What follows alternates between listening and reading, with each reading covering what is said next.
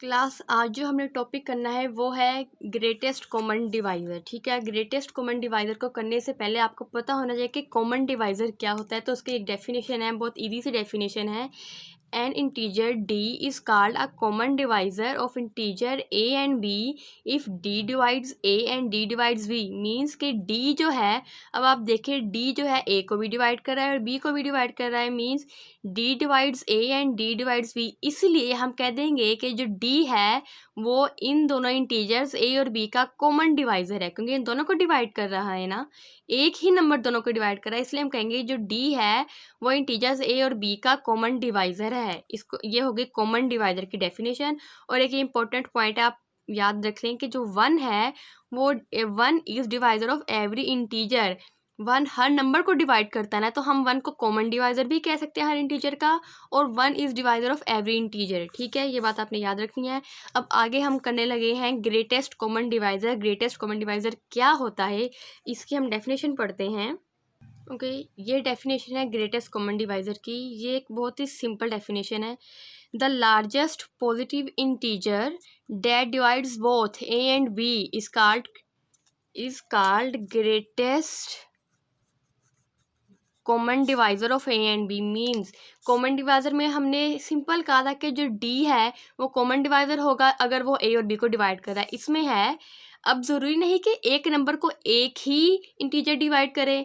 जैसे 4 है, 4 को 2 भी डिवाइड कर सकता है और 4 को खुद भी डिवाइड कर सकता है और 1 भी डिवाइड करता है।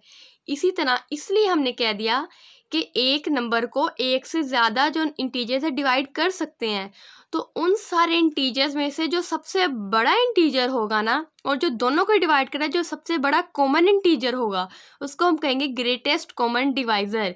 दोबारा से डेफिनेशन पढ़ें। The largest positive integer that divides both A and B. Largest positive integer that divides both A and B is called greatest common divisor of A and B. इसकी एग्जाम्पल आप देखें।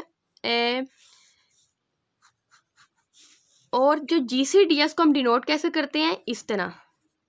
अगर हम ऐसे लिखें ना, इसको हम पढ़ेंगे GCD ऑफ AB, या फिर हम कह सकते हैं GCD ऑफ AB। इसको हम ऐसे भी लिख सकते हैं। अब ज़रूरी नहीं कि हर जगह इन्होंने ये वर्ड GCD लिखा हो, कहीं वो सिंपल A और B लिख सकते हैं इस तरह। तो इसका मतलब है GCD ऑफ AB। ये बात हम खुद ही अंडरस्टैंड कर देंगे, यहाँ पे GCD की बात हो रही है A और B की। अब ग्रेटेस्ट कॉमन डिवाइज़र की क्या होती है, डेफिनेशन को हम ज़रा एग्जांपल के थ्रू समझते हैं। हमने सपोज कर लिया कि हमने GCD फाइंड करना है। किसका फाइंड करना है? 42 का और 48 का। ये कोई भी दो पॉजिटिव इंटीजर्स हमने ले लिए हैं। 42 और 48 का हमने क्या फाइंड करना है? GCD। अब पहले हमें बताना है कि डिवाइज़र ऑफ 42 कौन कौन से हैं। मीन्स के 42 को कौन कौन से नंबर डिवाइड करते हैं? बहुत सारे नंबर्स हैं। 1 42 को डिवाइड करता है, 2 करता है, 3 भी करता है, 6 भी करता है, 7 14 भी करता है, 21 भी और 42 भी। ये सारे नंबर 42 को डिवाइड करते हैं। ये हो गए 42 के डिवाइज़र्स। अब हमने करने हैं डिवाइज़र्स ऑफ 48। अब 48 के डिवाइज़र्स कौन कौन से हैं? 1 है, 2 3 4 6 8 8 के बाद 12 16 24 और 48। ये है 42 के डिवाइज़र्स। अब डेफिनेशन है ग्रेटेस्ट कॉमन डिवाइज़र। ग्रेटेस्ट तो हम बाद में फाइंड करेंगे, उससे पहले हमें कॉमन डिवाइज़र भी तो पता होना चाहिए। अब आप देखें इन दोनों में से कॉमन कौन सा है, कॉमन डिवाइज़र कौन कौन से हैं वो हम यहाँ पे लिख लेते हैं। Common divisors